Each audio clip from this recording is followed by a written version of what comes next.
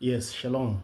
Even as we proceed with the concept of life, let us consider Hebrews chapter number 1 and verse 3.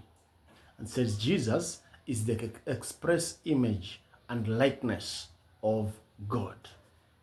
And therefore, for you and me to live in the image of God, we need to be adopted into the image of God, who is Jesus Christ, by faith. Now, the life was referenced severally by Moses in his writings. Genesis 1:20.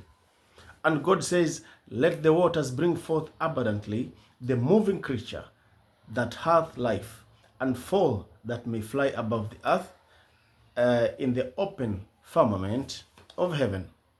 The word life was referenced for creatures in the earth. Now Moses referenced the word life for living creatures.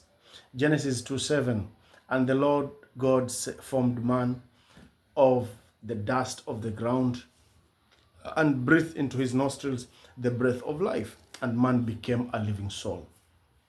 Now, Moses referenced the word life for man. Genesis 3:22, and the Lord God said, behold, the man has become as one of us, to know good and evil. And now, lest he put forth his hand and take also of the tree of life and eat and live forever. Again, Moses uses the word che. However, the Genesis 3:22 text will be explained subsequently. Moses hence adopted this model of writing in contrast, because all the books, 5 books of Moses, Genesis, Exodus, Leviticus, Numbers, Deuteronomy, ought to be read together. They ought to be read together. Now, it is important to note again that Moses wrote the book of Genesis to the Israelites who were being delivered from Egypt to the land of Canaan.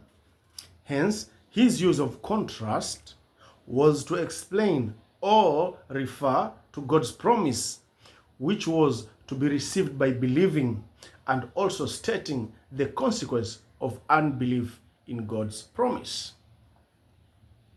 Now, while the concepts of light, life, the tree of life, and the image of God were employed to depict them believing the message, and darkness was the tree of knowledge of good and evil, were to depict unbelief.